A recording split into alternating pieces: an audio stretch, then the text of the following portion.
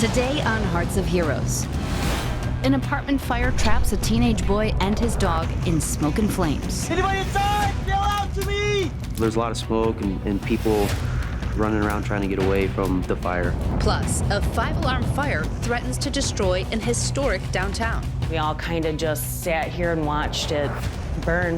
It was very traumatic.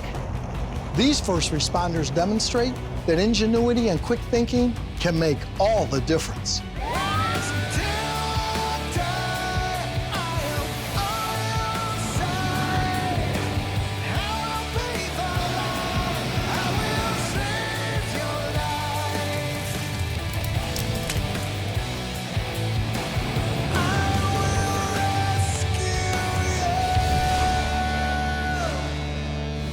Police officers are always prepared to respond to any type of emergency, but you'd be surprised at how often they take part in fire rescues. And even though the police officer you're about to meet didn't have equipment or specialized training, he showed up and showed out at an apartment fire in a blaze of honor. Just outside of Phoenix sits the suburb of Mesa, Arizona.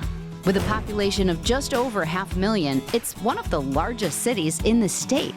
Mesa is known for its art scene, southwestern architecture, and stunning desert landscapes. It's a place people are proud to call home. It's the third largest city in Arizona. It's been considered one of the safest cities in the United States. It's a great community. The cool thing about being on the motorcycle is the community is able to talk to us. People will roll their windows down and wave at us and tell us how much they appreciate us. It's a great place to work. The locals aren't the only ones who appreciate the work the officers do. The police themselves also help to support their fellow first responders from the Mesa Fire Department. The working relationship we have with PD, I feel, is great here. I believe that this working relationship that we have with them is key and vital to success on any call. They usually show up first for our calls to make sure that they're secure. So we do work hand in hand with them a lot of the time. In May of 2021, this close relationship would be the key to saving the life of a teenage boy. But the day started out like any other for Amanda Hansing, a working mom with 3 children. I have a 14-year-old, and I have a 3-year-old and a 1-year-old. My 3 children keep me busy. We're constantly doing something. That morning, Amanda left to run some errands with her 2 youngest children. Meanwhile, her teenage son Blake stayed home playing video games. I just was chilling at Mom's house, just playing with my friend. As Blake put on his headset, he had no idea that he was about to experience a genuine life or death situation. A few blocks away, police officers Kyle Stewart and Clint Bertola happened to be working traffic enforcement. Officer Bertola and I were stopped in a spot that we usually work. A citizen pulled up in an SUV, rolled down his window, and told us that there was a fire down the street. So I got on the radio to let our dispatch know so that we could get the fire department started that way. The 2 officers hopped on their motorcycles and headed to the scene, not sure what they would find. In this case, we showed up before the fire department, so our role is to try to get people away from the fire. As we're pulling up, there's smoke all the way out into the street. We're gonna start knocking doors to get people evacuated. Officer Bertola and I parked our motorcycles. We got off and we ran over to where the smoke and the fire was. While they were not trained in fire rescue, their instincts to help kicked in, and they were going to do whatever they could to make sure that people made it out safely. Hey, please! There's 4 apartments in that one building. The first 2, the doors were open, people were coming out of those. And then we noticed that the last 2, the doors were closed, nobody had come out of those 2 apartments. Meanwhile, 14-year-old Blake had his gaming headset on, unaware that the fire was just outside his bedroom door. I knocked on number 4. I got no response. Officer Bertola knocked number 3, got no response. Maybe somebody was inside, just couldn't hear us, or was passed out because of the smoke. You don't know, right? Coming up, with the fire raging, officers have to make a quick decision. Anybody inside? And then I asked Officer Stewart to grab something to break the window. And later, a fire erupts in an historic business district. At one point, it seems like it exploded, and we were dealing with like 3 stories of fire. But first, a tip to help keep you safe. Did you know that U.S. fire departments respond to nearly 360,000 house fires each year? If a fire starts in your home, exit as quickly as possible and call 911. Never re-enter a burning building after you get out. This only increases your risk of getting seriously harmed. Remember, get out, stay out, and call the pros for help. You won't regret it.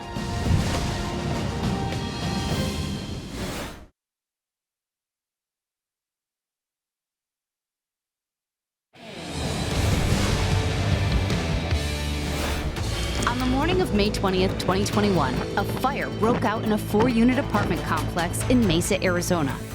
Officers Clint Bertola and Kyle Stewart responded to the scene and got people out of the units. Base, please! But there was one apartment with no response. 14-year-old Blake Macon had a headset on. He was playing video games, and he was unaware that the fire was inside his apartment. Finally, he heard the officers pounding at his front door. I was chilling there and all I hear is boom, boom, boom, boom. I'm like, what's that?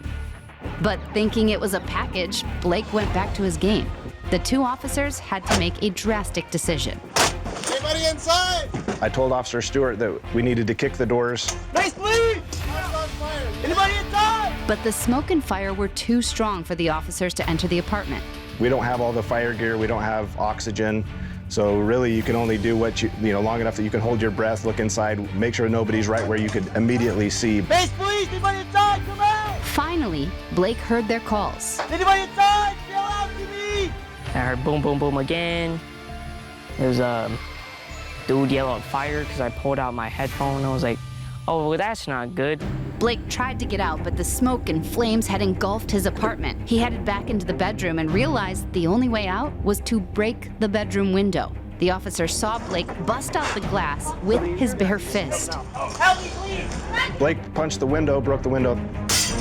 I reached inside and was able to find a large metal flask. Used that to break out the window.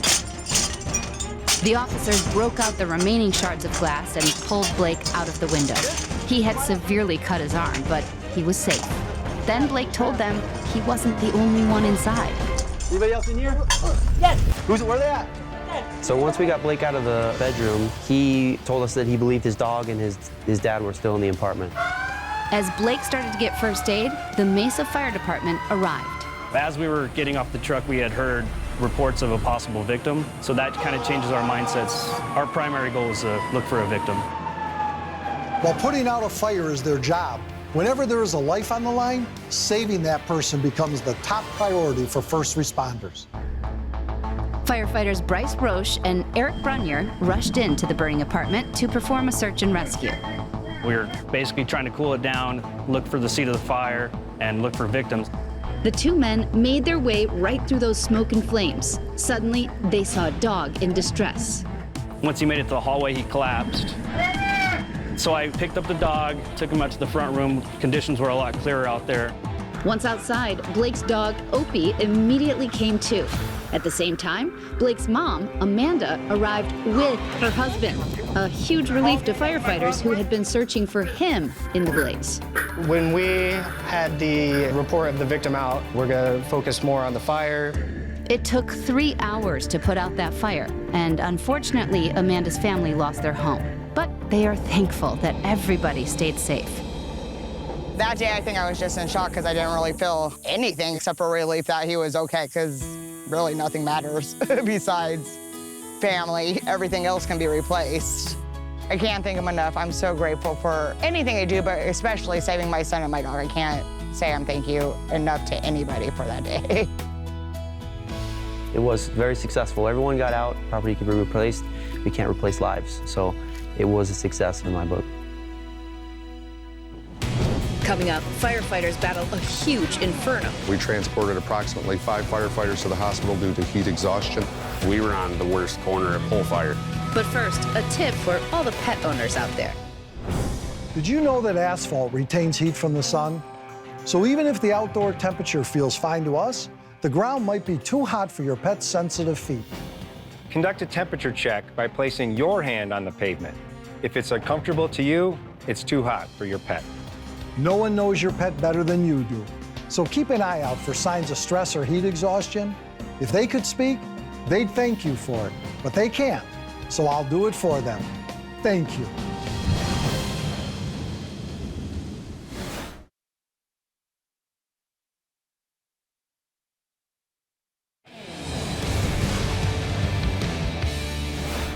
Older buildings can offer an enchanting glimpse into a town's historic past, but often they're time-worn. Their dry wooden walls, no match for a fast-moving fire. Michigan residents watched as one of these buildings went up in flames, but heroes were there in a blaze of honor, intent on saving this town's past. This building was built in 1866. This is the original Main Street of Holly. At one point, it seems like it exploded, and we were dealing with like 3 stories of fire. We all kind of just sat here and watched it burn.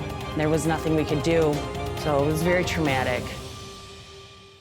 Holly, Michigan. It's a small village with a population of about 6,000. This close-knit community is a whole lot quieter than its big city neighbors like Flint and Detroit. Holly's a historic town. We pride ourselves on our history. The landmarks downtown, I can tell you stories from 100 years ago with my family. They're just important. They're sacred to us. This building was built in 1866. This is the original Main Street of Holly. The building stretches a city block, and it's home to 5 different businesses. We have the Antique Arcade, and then heading due east, you have the hotel. Heading south from the hotel, you would have Andy's Place, and then the Moose Lodge, and then the bookstore. Andrea, or Andy Chapman, opened her restaurant, Andy's Place, in 2013, along with her daughter, Sarah. When I walked in and saw it, it reminded me of my mother's kitchen. So I wanted to embrace that memory of not only her, but also the good times that we had. There was just an energy about this place. It was really a home for us. This is where everybody came to congregate and be a family. Awesome burgers. I love that place. They have bands and individual singers come with guitars. A lot of people hang out there. Wonderful place. While the people of Holly consider Andy's Place a second home, the owner's literal home was right upstairs. I made it into an apartment, and it was gorgeous. It was really beautiful. Often, the features that make these historic buildings so unique also make them vulnerable to fire.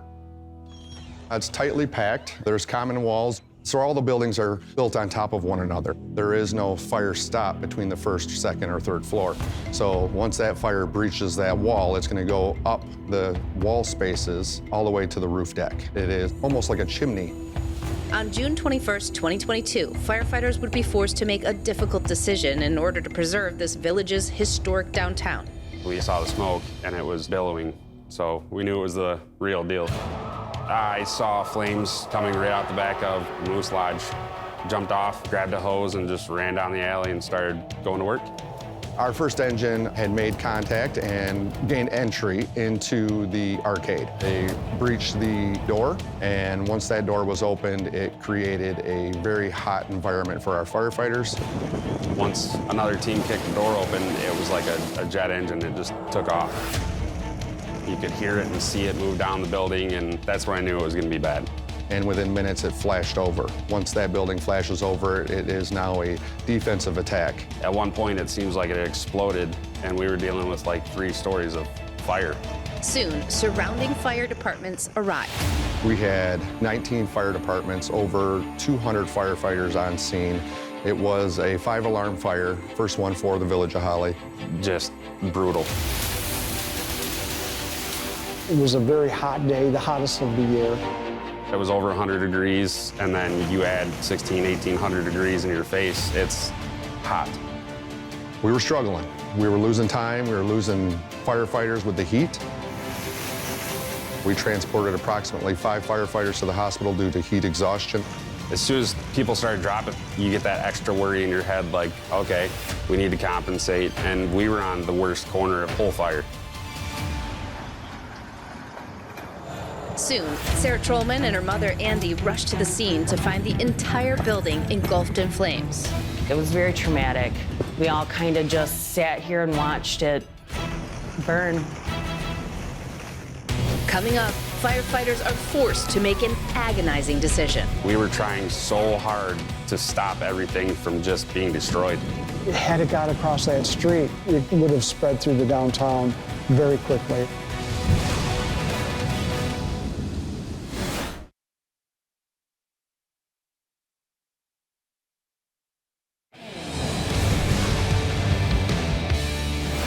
In June of 2022, a 5-alarm fire engulfed an historic building in downtown Holly, Michigan. Firefighters were battling fatigue and heat exhaustion, but they also faced another dilemma. The winds were pushing the fire to the north. With this particular block being at our southeast corner, we knew that our exposures to the north were going to be affected.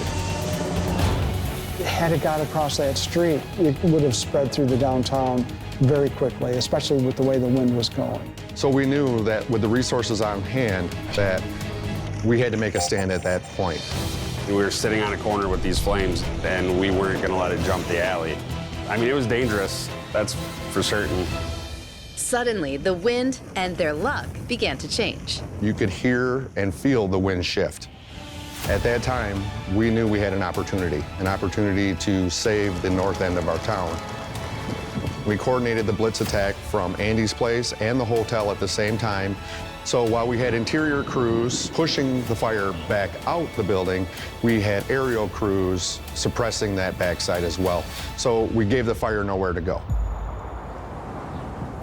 Firefighters stopped the fire from destroying the downtown, but much of this historic building was devastated, including Andy's restaurant and our home upstairs. I couldn't contain my emotions. It was just cried a river of tears because it was such a loss, not only to me, my family. I think the community was grieving with us. Everybody was crying, everybody was hugging. It was a lot of pain. Everybody's heart was just hurting. We were trying so hard to stop everything from just being destroyed. It was heart-wrenching. Aside from the fire, the building suffered extensive water damage. We used over 1 million gallons of water. We drained all 3 water towers down to the very bottom. So whatever doesn't put out the fire, gravity takes it to its lowest level. The fire took out the second story, all of the roof. The basement was flooded so badly, there was water over 6 feet high down there. It damaged a lot of the brick, the structural integrity. Immediately after the fire, our sponsor, Belfour Property Restoration, was right there to help pick up the pieces.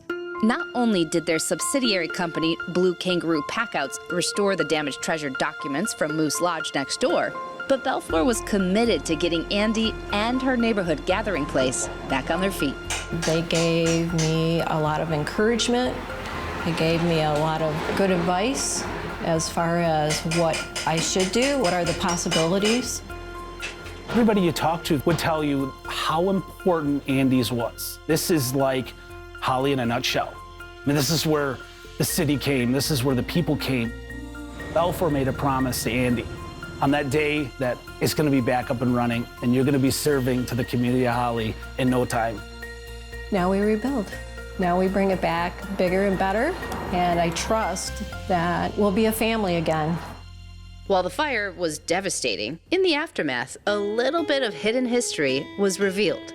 After everything got cleared out, it was like on the plaster, on the original plaster from 1866, there are recipes written. Over here is where we found recipes.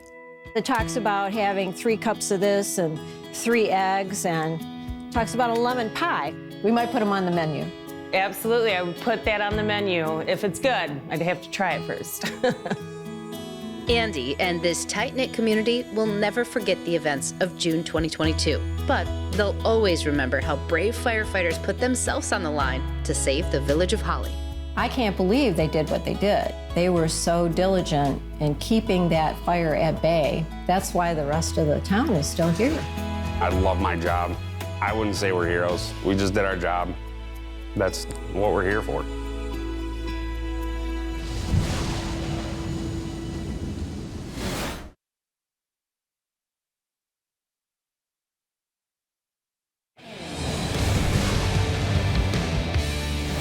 First responders will jump into any emergency, whether it's fighting a fire, saving a life, or even preserving history. These heroes live every day to save lives. Their commitment is unwavering, with the sole objective of getting that job done. Thanks so much for watching Hearts of Heroes. We'll see you next time.